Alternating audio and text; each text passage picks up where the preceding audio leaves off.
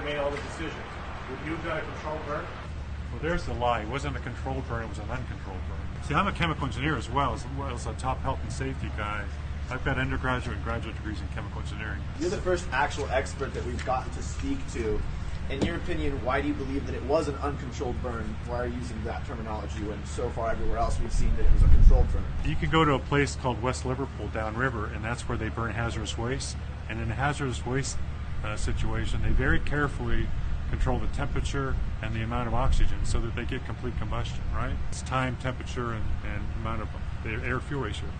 There's no controlling of the amount of air that gets in there. That's why you saw all that soot. So it's not a controlled burn, because a controlled burn would have to be like in a furnace or in your car or some system where you control the fuel, in other words, the vinyl chloride and the amount of oxygen. So they didn't do that. So it's an uncontrolled burn. One of the worst ways to determine exposure in general is to smell it, because if you smell the odor, guess what? You're already exposed, right?